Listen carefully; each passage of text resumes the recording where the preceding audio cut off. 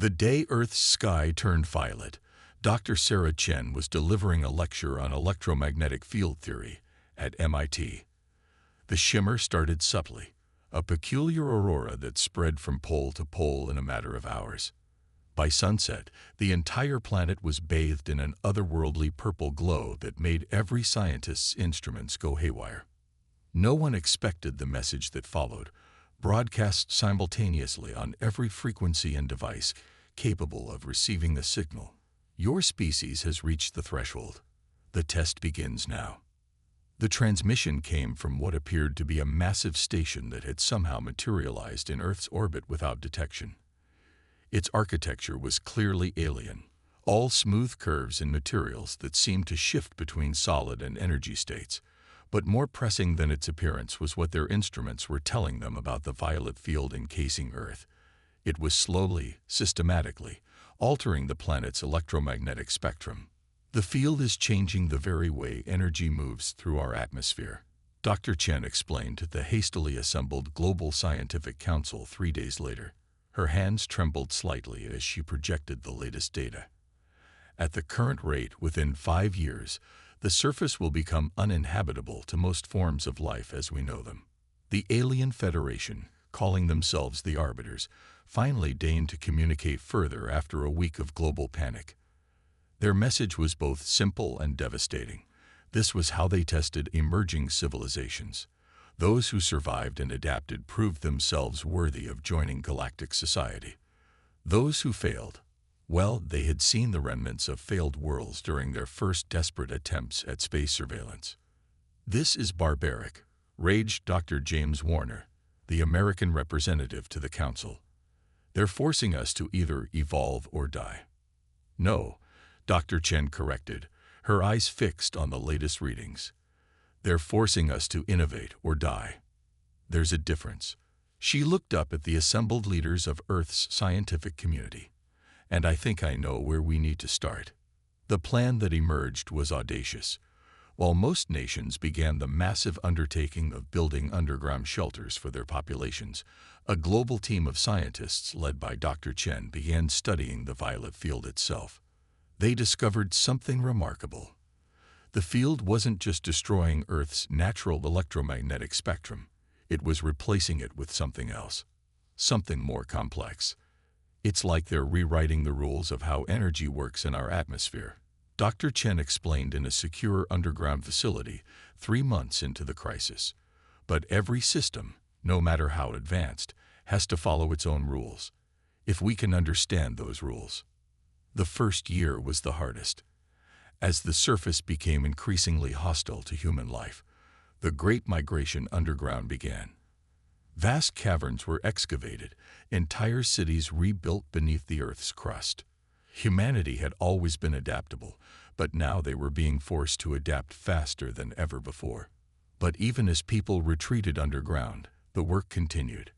Dr. Chen's team made breakthrough after breakthrough in understanding the alien field. They discovered that it wasn't random in its effects. It followed precise patterns, like a complex mathematical equation written in energy. "They're not just testing our ability to survive," Dr. Chen announced 18 months into the crisis. "They're testing our ability to understand. This field, it's not just a weapon. It's a key, and every key fits a lock." The underground cities grew and evolved. New technologies were developed out of necessity. More efficient ways to grow food without sunlight, better systems for recycling air and water, novel power generation methods that didn't rely on traditional electromagnetic principles. Humanity was changing, adapting, but not in the way the Arbiters might have expected. Instead of merely surviving, they were learning.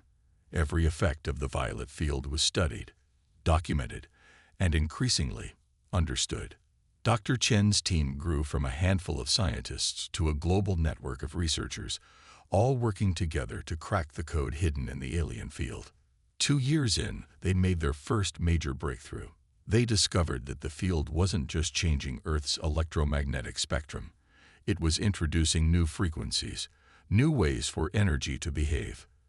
And more importantly, they found ways to detect and measure these new frequencies. "Look at this," Dr. Chen told her colleagues, projecting a complex three-dimensional model of the field's effects. These patterns, they're not random. They're not even just systematic. They're educational. Every change in the field teaches us something new about how energy can be manipulated. It's like they're giving us a new physics textbook, written in the deadliest possible ink. That realization changed everything. The underground cities were no longer just shelters. They became laboratories. Every new effect of the field was not just survived but studied. Humanity wasn't just adapting to survive the test. They were learning from it. As the third year began, Dr. Chen made another startling discovery. The patterns in the field weren't just changing Earth's atmosphere. They were changing in response to humanity's attempts to understand them.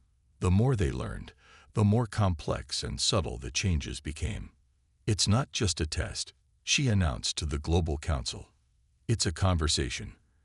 Every time we crack one of their codes, they give us a new one. More complex, more sophisticated. They're not trying to kill us. They're trying to teach us, in the hardest, most brutal way possible. The question was, what would humanity do with these deadly lessons? As the fourth year of the crisis approached, Dr. Chen and her team prepared to show the arbiters that their students had learned far more than expected, and were ready to demonstrate just how well they understood the conversation. The underground city of New Athens sprawled through the limestone caverns beneath the former Greek capital, a testament to human engineering and desperation. Dr. Chen stood at the observation deck of the central hub, watching the artificial day cycle begin. Strips of advanced photosynthetic panels lined the cavern ceilings, providing both light and oxygen through a process derived from studying the alien field's effects on plant life. "We've come a long way from emergency bunkers," remarked Dr. Yuki Tanaka, her chief research partner, joining her at the railing. Below them, the city pulsed with life. Hydroponic gardens stretched in spiraling terraces, their plants thriving under the artificial light. Transportation tubes connected various districts through a complex network of tunnels, their magnetic levitation systems utilizing principles learned from the violet field above. 4 years underground, Sarah mused, and we're still finding new ways to adapt. She held up her tablet, displaying the latest readings from their network of field sensors. Look at this pattern shift. They're increasing the complexity again. The arbiter's field had indeed grown more sophisticated over the years, but so had humanity's understanding of it. What had started as a death sentence had become the greatest scientific catalyst in human history. Every change in the field revealed new principles of energy manipulation, new possibilities that humanity eagerly explored and implemented. Deep beneath the Rocky Mountains, another underground city, Novaterra, had become the center for practical applications of their discoveries. Dr. Warner led the engineering teams there, turning theoretical breakthroughs into technological innovations. The latest development was a system that could partially shield small areas from the field's effects, creating safe zones where traditional electromagnetic devices could function normally. "They're testing our ability to innovate," Dr. Warner explained during the monthly Global Research Conference, his hologram flickering slightly in New Athens' conference chamber. "But they didn't expect us to innovate quite like this. The shield technology was just the beginning." Study of the field had led to breakthroughs in energy storage, quantum computing, and even gravity manipulation. The underground cities weren't just surviving. They were becoming more advanced than their surface predecessors had ever been. In the residential districts of New Athens, life had taken on new rhythms. Children born underground had never seen the true sky, but they understood principles of quantum mechanics that would have baffled surface-dwelling physicists just years ago. Schools taught both traditional subjects and the new physics that the field had forced humanity to understand. "It's remarkable," Dr. Tanaka said, reviewing the latest educational assessments. "These children don't just accept the new principles, they intuitively understand them. They're growing up in a world where the impossible is just another puzzle to solve." The global network of underground cities had grown more connected than surface nations had ever been. Necessity had forced cooperation, and shared survival had forged bonds stronger than old political boundaries. The International Science Council, once a hasty response to crisis, had become the de facto governing body for humanity's underground civilization. But it was in the deep research labs that the most exciting developments were taking place. Dr. Chen's team had made a breakthrough in understanding the field's fundamental nature. They discovered that what appeared to be an atmospheric effect was actually manipulating space-time itself on a quantum level. The field isn't just changing our environment, she explained to her colleagues. It's changing the very rules of how reality works in our local space, and if we can understand those rules well enough. She let the implication hang in the air. The possibility was staggering. If they could fully grasp the principles behind the field, they might not just survive the test. They could master it. The underground cities hummed with renewed purpose as this understanding spread. Every lab, every workshop, every classroom became focused on one goal, not just understanding the field, but learning to manipulate it. In Novaterra, Dr. Warner's team began work on a device that could generate its own version of the field's effects on a small scale. In the Asian underground complex of Neo-Shanghai, researchers developed new materials that could interact with the field in controlled ways. And in New Athens, Dr. Chen and Dr. Tanaka led the effort to synthesize all these discoveries into a coherent new model of physics. We're not just subjects of their test anymore, Dr. Chen announced during a global broadcast. We're becoming masters of the very principles they're using to test us.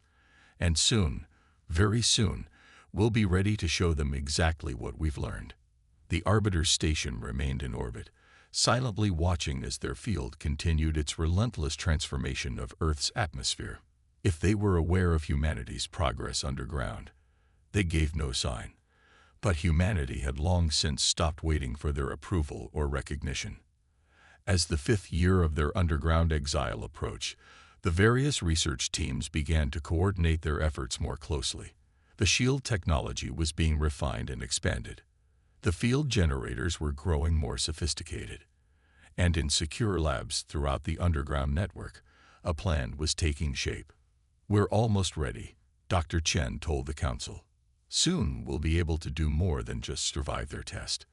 We'll be able to turn it back on them, not as a weapon, but as proof that we've surpassed their expectations. They wanted us to learn. Well, we're about to show them just how good we are at learning. The underground cities buzzed with anticipation. Humanity had been forced beneath the surface, but they hadn't just survived. They had transformed. And soon, very soon, they would emerge changed in ways the Arbiters could never have predicted.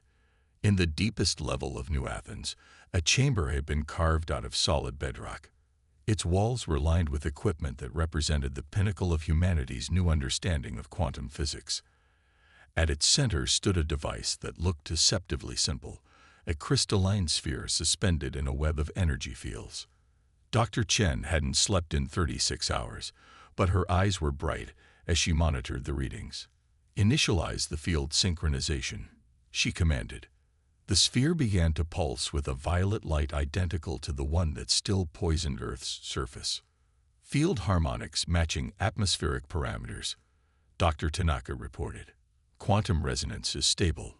He paused, double-checking his readings. Sarah, I think we've done it. We've actually done it. The device was the culmination of 5 years of research, development, and desperate innovation. It didn't just replicate the Arbiter's field, it improved upon it. Where their field was a bludgeon, this was a scalpel. Where theirs destroyed, this could create. In Novaterra, Dr. Warner's team was achieving similar breakthroughs. Their version of the technology focused on larger-scale applications. We're not just copying their homework anymore, he announced during an emergency council session. We're writing our own textbook. The breakthrough had come from an unexpected source. The children of the underground. A young student in Neo-Shanghai had asked a simple question during a physics lesson. If the field changes how energy works, Why can't we change how the field works? That childish insight had led to the realization that the alien field wasn't just a weapon or a test. It was a tool for manipulating the fundamental forces of the universe. And like any tool, it could be refined, improved, and turned to new purposes. Look at these readings. Dr. Chen pointed to a complex series of graphs. Every time we activate our device, the arbiter's field responds. It's like we're having a conversation in quantum mechanics. She smiled. And I think we're starting to speak their language better than they expected. The next phase of their plan was already in motion. In underground facilities across the globe, similar devices were being constructed and calibrated. Each one was designed to synchronize with the others, creating a network that could potentially match the power of the arbiter's field. But power wasn't the goal. Understanding was. Every test revealed new possibilities, new ways to manipulate energy and matter. The underground cities were becoming testing grounds for technologies that would have seemed like magic just years ago. We're not just learning their physics, Dr. Tanaka explained to a group of students. We're expanding on it, finding applications they might never have considered. The students, born and raised underground, took notes on tablets that operated on principles derived from their studies of the alien field. The arbiters remained silent, but their field had begun to show subtle changes. It was as if they were responding to humanity's progress, adjusting their test in real time. But each adjustment only provided more data, more opportunities for learning and innovation. In the 6 months since the breakthrough, the underground cities had transformed again. New transportation systems used controlled quantum fields to move people and goods instantly between distant points. Energy production had become nearly limitless as they learned to tap into the same principles that powered the alien field. They thought they were testing our ability to survive, Dr. Warner said during a global broadcast. But they actually gave us the keys to our own evolution. We're not just passing their test, we're transcending it. The Council had begun preparations for the next phase. Throughout the underground network, massive field generators were being constructed. But these weren't weapons. They were proof of concept. Humanity was preparing to demonstrate that they hadn't just survived the Arbiter's test, they had mastered it. The field above us is changing the rules of reality, Dr. Chen explained to the Council. But we've learned to change them back. And more importantly, we've learned to change them in new ways, ways that could benefit not just humanity, but any species facing similar challenges. The plan was ambitious. They would use their network of devices to create a counterfield, one that wouldn't fight against the Arbiter's field, but would work with it, reshape it, improve it. The goal wasn't to destroy the test, but to transform it into something new. Think of it like a student improving upon their teacher's work, Dr. Tanaka suggested. We're not rejecting their lesson. We're showing them that we've learned it so well we can make it better. As the final preparations were made, there was a palpable sense of anticipation throughout the underground cities. Humanity had been forced to adapt, to change, to evolve. But they had done more than that. They had taken the very thing meant to test them and turned it into a tool for advancement. The crystalline sphere in New Athens pulsed with violet light, synchronized with identical devices around the world. In orbit, the Arbiter's station maintained its silent watch, unaware that their test was about to become something entirely unexpected. Final systems check, Dr. Chen announced. The underground cities held their breath, waiting for the moment when humanity would show the galaxy that they hadn't just survived. They had flourished in ways no one, not even their testers, could have predicted. The day humanity changed the rules began with a subtle shift in the violet sky. Dr. Chen stood in a heavily shielded observation dome near the surface, watching as the network of quantum devices activated simultaneously across the globe. The air seemed to shimmer, like heat waves rising from hot pavement, but with an otherworldly precision. All stations report ready. Dr. Tanaka's voice came through the quantum comm system. Field synchronization at optimal levels. Neo Shanghai, Novaterra, New Athens, all primary nodes are online and stable. Dr. Chen took a deep breath. 5 years of work, of learning, of evolution, had led to this moment. "Begin primary sequence," she commanded. "Let's show them what we've learned." The network of devices they'd created didn't fight against the Arbiter's field. It embraced it, enhanced it, transformed it. The violet sky began to pulse with new patterns, complex geometries of light that represented humanity's understanding of the quantum principles the Arbiters had forced them to learn. In orbit, the alien station's sensors must have been going wild. The field they'd created to test humanity was being modified, reshaped, improved upon in ways they couldn't have anticipated. But humanity wasn't done. This was just the beginning. Secondary sequence engage. Dr. Warner reported from Novaterra. The network of devices began to create controlled safe zones in the atmosphere, areas where the deadly effects of the original field were neutralized. But they weren't just canceling the field, they were transforming it into something beneficial. "Look at these readings," Dr. Tanaka marveled. "The transformed field is actually cleaning the atmosphere, repairing the damage done over the past 5 years. We're not just surviving their test anymore, we're using it to heal our world." The Arbiter's station remained silent, but their field began to respond, shifting and changing in patterns that their sensors could now readily interpret. "They're trying to reassert control," Dr. Chen observed. "But they don't understand. We're not fighting them. We're building upon their work." Throughout the underground cities, people gathered around screens and holographic displays, watching as humanity demonstrated its mastery of principles that had once threatened to destroy them. Children born underground pointed excitedly at the changing patterns in the sky, explaining the quantum mechanics at play to their parents. "We're receiving signals from the Arbiter station," a communications officer announced. They're requesting data exchange protocols. They want to understand what we're doing." Dr. Chen smiled. "Send them everything," she said. "Our research, our developments, our improvements to their field technology. Show them that we didn't just pass their test, we exceeded it." The transformed field now created a network of safe zones across the planet, areas where the surface was not just habitable but enhanced. The quantum principles they'd learned had applications far beyond what the Arbiters had intended. They could use them to clean pollution, enhance crop growth, even begin healing the environmental damage humans had done to Earth before the test began. Multiple objects launching from the Arbiter station, the sensor officer reported, tension in their voice. But Dr. Chen wasn't worried. The objects weren't weapons. They were probes, research devices. The Arbiters weren't preparing to attack. They were trying to study what humanity had achieved. "They're scientists, just like us," she explained to the council. "They created this test to force species to evolve, to learn. Well, we've learned more than they expected, and now they want to understand how." The probes entered the transformed zones of Earth's atmosphere, gathering data on how humanity had modified and improved upon the original field. In the underground cities, celebrations began as people realized what this meant.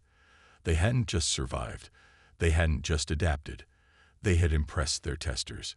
"New signal from the Arbiters," the communications officer announced.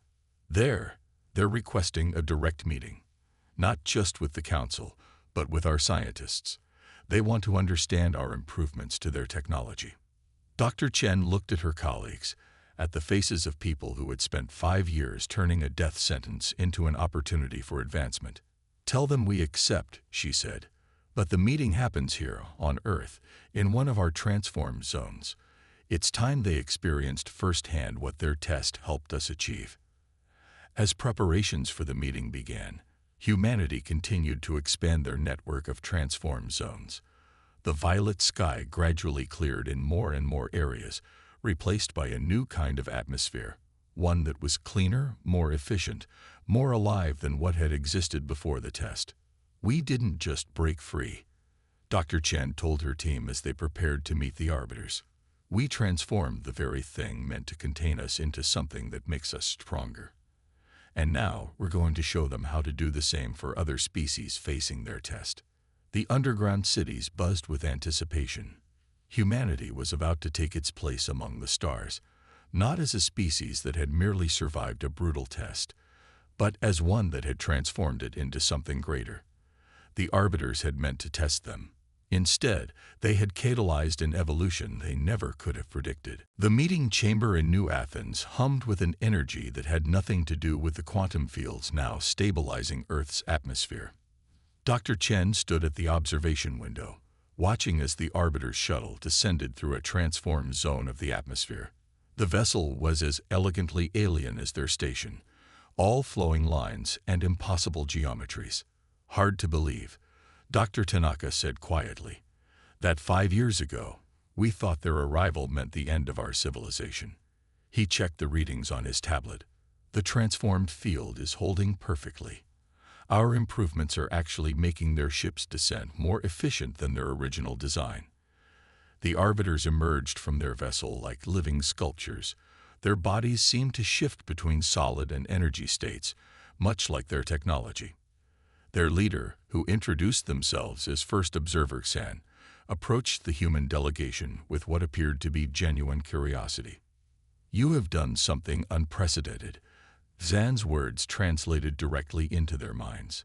"In all our centuries of testing emerging species, none has ever transformed the test itself. We must understand how." Dr. Chen stepped forward. "We'd be happy to explain," she said, "but first, we'd like to understand something ourselves. Why create a test that threatens to destroy the very species you're evaluating?" The answer was both simple and complex. The arbiters explained that they had faced their own devastating trials in their early development. They believed that true advancement came only through extreme challenge, that species needed to be pushed to their absolute limits to achieve their full potential. "But your response was unique," San communicated. "Other species either failed, barely survived, or overcame the challenge through sheer determination. You took our test and improved it. You saw beyond survival to possibility." In the days that followed, humans and arbiters engaged in an unprecedented exchange of knowledge. The arbiters shared the history of their testing program. How many species had faced similar trials, how few had survived, how none had approached it quite like humanity had. "We didn't just try to survive your test," Dr. Warner explained during one session. "We studied it, understood it, and found ways to make it better. Because that's what humans do. We don't just overcome challenges, we learn from them." The arbiters were particularly fascinated by the underground cities, not just their technology, but their culture. How humans had adapted to life beneath the surface, while simultaneously working to transform the world above. How children born underground had developed new ways of thinking about physics and reality itself. "Your species has a unique capacity for transformative thinking," San observed. "You don't simply accept or reject challenges. You reshape them into opportunities." But it was humanity's proposal for the future that truly captured the arbiters' attention. Dr. Chen and her team presented a new framework for testing emerging civilizations, one that challenged without destroying, that taught without traumatizing. "The transformed field we've created doesn't just protect Earth," she explained. "It can be modified to help species develop, to teach them advanced principles without threatening their extinction. We can turn your test from a filter that destroys most species into a ladder that helps them climb." The arbiters spent days analyzing the proposal, studying the transformed field, and observing how humanity had changed. When they finally reached their decision, it was more comprehensive than anyone had expected. "The old test is ended," San announced to the council. "Humanity has shown us a better way. We would like to propose a partnership, not as testers and subjects, but as colleagues in helping other species advance." The implications were staggering. Humanity wouldn't just join galactic society. They would help reshape how that society grew and evolved. The network of quantum devices that had transformed Earth's atmosphere could be adapted to help other worlds, other species facing similar challenges. "We've already identified 3 emerging civilizations approaching the testing threshold," San explained. "With your help, we can offer them a chance to advance without risking their extinction." The underground cities erupted in celebration as the news spread. Humanity had not just survived, not just overcome, they had fundamentally changed how advancement worked in the galaxy. The very force that had threatened to destroy them would now, transformed by human innovation and understanding, help other species flourish. "This is who we are," Dr. Chen told a gathering of students in New Athens. "We don't just face challenges, we transform them. We don't just learn lessons, we improve them. And now we'll help other species do the same." As the Arbiter station prepared to depart Earth's orbit, it left behind not a violent field of testing, but a transformed zone of advancement. The violet sky had cleared, replaced by an atmosphere that was cleaner and more vibrant than before the test began. The underground cities began planning their return to the surface, though many chose to maintain their subterranean homes as centers of research and development. "We came underground to survive," Dr. Tanaka reflected, watching the first group of residents return to the surface. "We emerged to change the galaxy." The age of brutal testing was over. A new era of guided advancement, of transformation rather than trial, had begun, and at its heart was the species that had looked at a death sentence and seen an opportunity. The species that had proven that the greatest test of intelligence wasn't the ability to survive challenges, but the wisdom to transform them into something better. Humanity had not just passed the test, they had rewritten the rules of the game itself.